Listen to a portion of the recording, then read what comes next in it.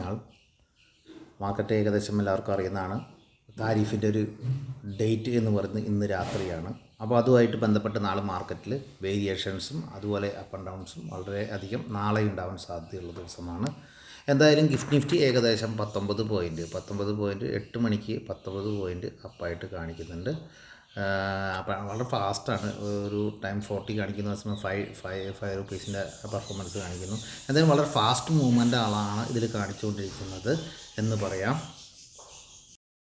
F I S സെല്ലാണ്. ഏകദേശം ഒരു 6000 കോടിയുടെ അടുത്ത് FIS സെല്ലാണ് കാണിക്കുന്നത്. DSൻ്റെ ചെറിയൊരു ബൈയും മാർക്കറ്റിലുണ്ട്. ഓക്കെ, എന്തായാലും നെഗറ്റീവ് ട്രെൻഡായിട്ട് എടുക്കാനേ പറ്റുള്ളൂ. കാരണം മാർക്കറ്റിൽ ഇന്നലത്തെ കറക്ഷൻസ് കണ്ടിന്യൂവേഷൻ ഇന്നേക്കും വന്നുകൂടാന്നില്ല.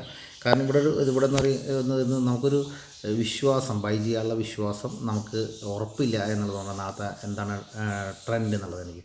പക്ഷേ ഇതൊക്കെ മാർക്കറ്റിൽ എപ്പോഴും വരുന്നതാണ്. ചിലരെ സംബന്ധിച്ച് ഇതൊരു ബൈ ആയിട്ട് എടുക്കുന്ന ഒരു ദിവസം കൂടിയാണ്. സ്പെഷ്യൽ ഡേ ആണെന്ന് ബൈ ചെയ്യാൻ. കാരണം ഞാൻ റിസ്ക് എടുക്കുന്ന ദിവസം എന്ന് പറയുന്നത് മാർക്കറ്റിൽ ഏറ്റവും റിസ്കിന് ഒരു ദിവസം മുമ്പായിരിക്കും ഞാൻ പലപ്പോൾ അങ്ങനെ കുറേ ആൾക്കാരുണ്ട് റിസ്കിന്. അങ്ങനെയുള്ളൊരു ന്യൂട്രലായിട്ട് മാർക്കറ്റിനെ കണ്ട് ബൈ ചെയ്യാറുമുണ്ട്. അത് ഓരോരുത്തരുടെ പേഴ്സണൽ ഐഡിയലാണ്. ഇത് ADR ആണ്. ADR വളരെ മോശമാണ്. 1.5% ADR ICICI ബാങ്കിൻ്റെയും HDFCയുടെയും ഒരു 2% പോയിരിക്കുകയാണ്. അപ്പോൾ ഇത്ര ADR ഇത്ര തന്നെ വീഴുന്നു. ഇൻഫോസിൻ്റെ ADR മൈനസിലാണ്.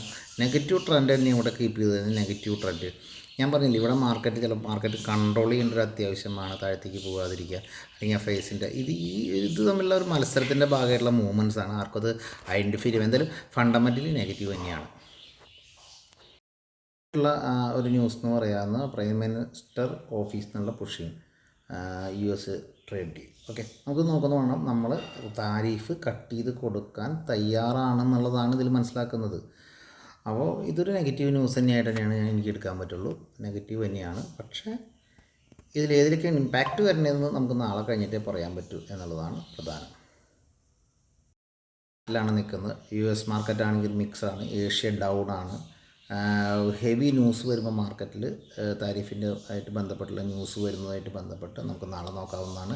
എങ്കിൽ തന്നെ എനിക്ക് തോന്നി ഇവരെ ട്രേഡ് ചെയ്യുന്നവരെ സംബന്ധിച്ച് പുട്ടും കോളും ഒരുമിച്ചെടുത്ത് ചെയ്യുന്നത് നല്ലതായിരിക്കും. എന്ന് പറഞ്ഞാൽ ഒരു സ്ട്രൈക്ക് എടുക്കുമ്പോൾ ഒരു 200 പോയിൻ്റ് സ്ട്രൈക്കിൽ ചേഞ്ച് ചെയ്തിട്ട് പുട്ടും കോളും നിങ്ങൾ ഒരുമിച്ചെടുത്ത് ട്രേഡ് ചെയ്യുന്നത് നല്ലതായിരിക്കും. Okay, thank you. സെയിം ഡേയിൽ ഏർലി മോർണിംഗിൽ ഉണ്ടാക്കുന്ന ഈ വീഡിയോ നിങ്ങൾക്ക് ഇഷ്ടപ്പെട്ടിട്ടുണ്ടെങ്കിൽ തീർച്ചയായും സബ്സ്ക്രൈബ് ചെയ്യുക. അതുപോലെ തന്നെ ഷെയർ ചെയ്യുക. Thank you.